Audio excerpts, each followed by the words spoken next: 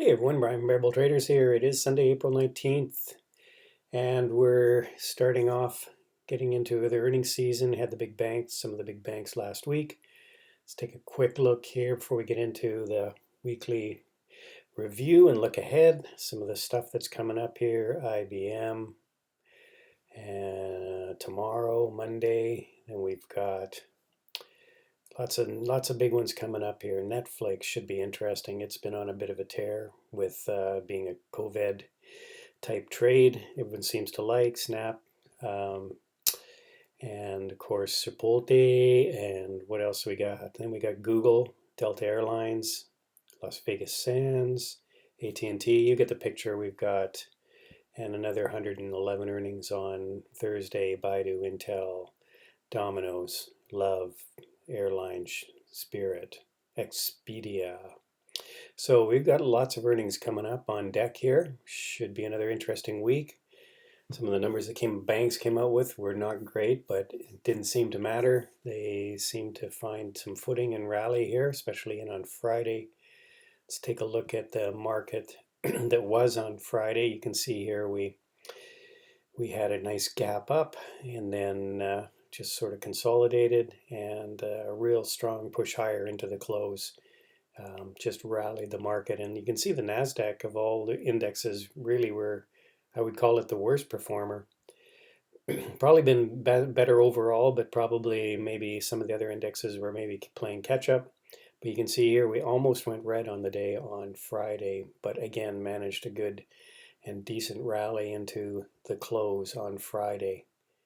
And they just continue to push this market higher, much to, I wouldn't say the dismay, but to the amazement of all the the analysts and people that were expecting a move lower, another retest at the very least of the lows here.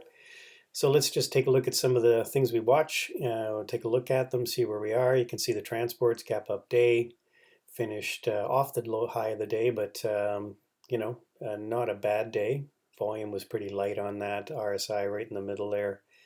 Again, momentum a little coming out of the stock a little bit. The transports, but a lot of buying and selling in this range here. So maybe we just end up chopping around here for a while.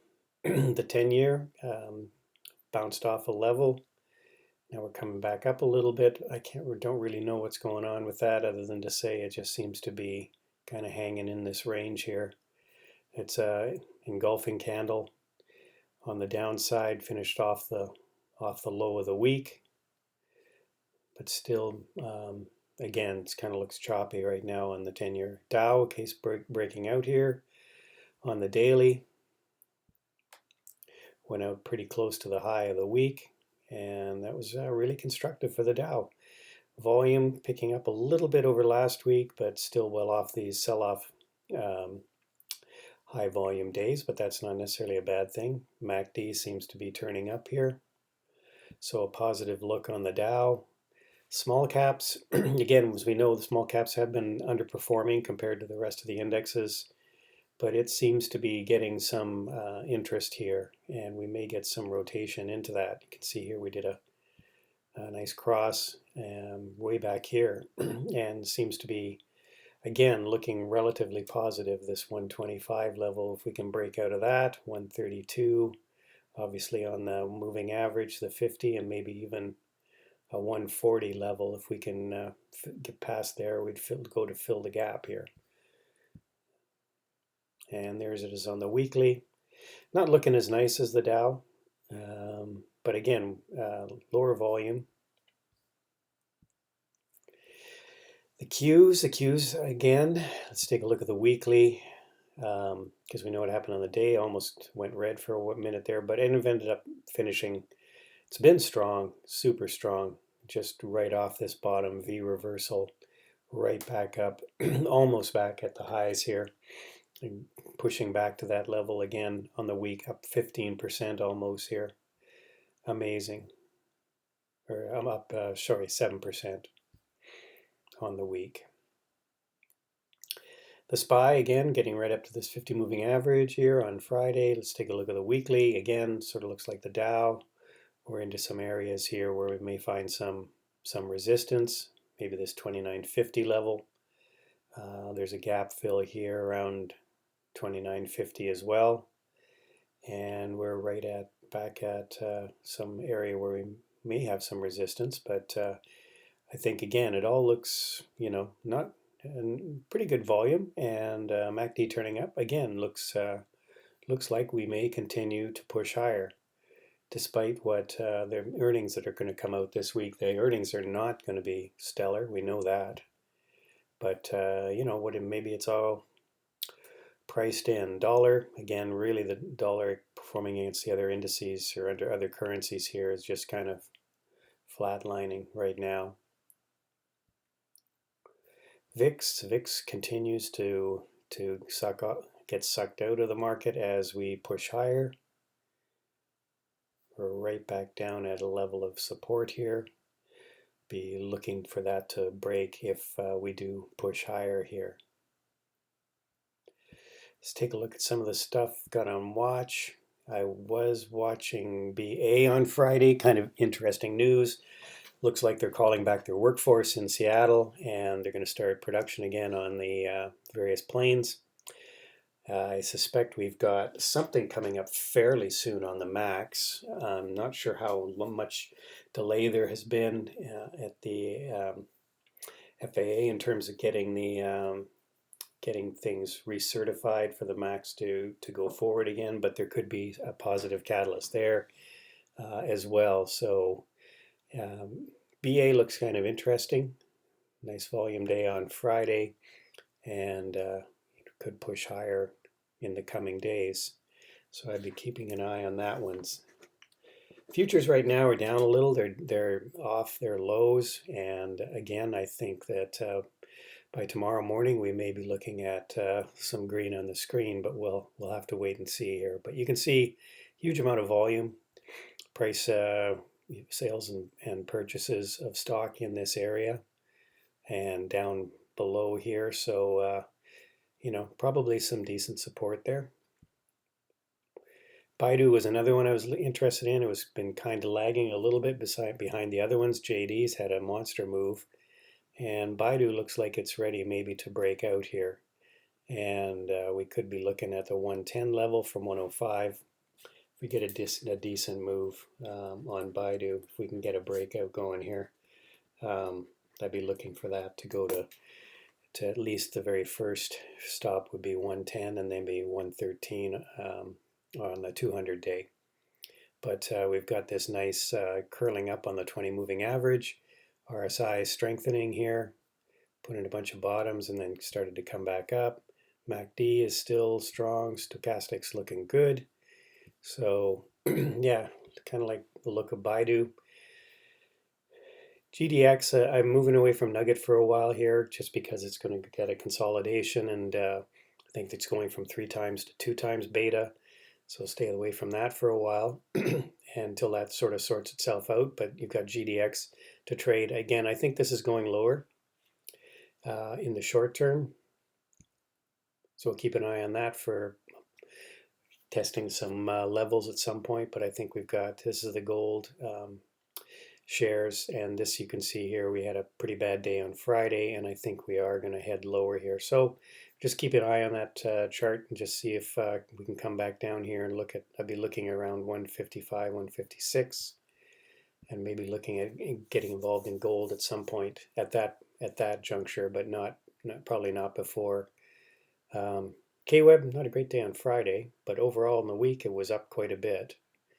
So the Chinese Internet Etf has had a decent breakout here, maybe just doing a bit of a pullback. Volume has been pretty light. mRNA, it's just been keeping an eye on that one. I'd be looking for a bit of a pullback here now on this one. You can see here we've had a nice breakout from this level, 136, 136.50, 136.40, nice breakout, move higher, and we had a bit of a reversal day, well off the high, but well off the low as well.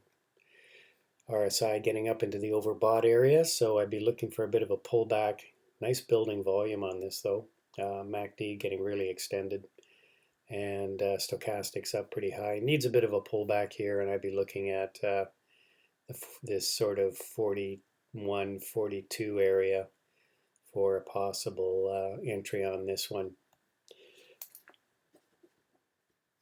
Yeah, nice looking chart, and of course this is a COVID play. MU just kind of, again, I'm just kind of keeping an eye on this one just to see what it's going to do out of this pendant, because it seems to be forming. Can just do a very short-term pendant here. Could also draw a line here, but it just seems to want to hold this one sort of 145-ish level. Again, 2 down days, opening higher and then ending lower on the day.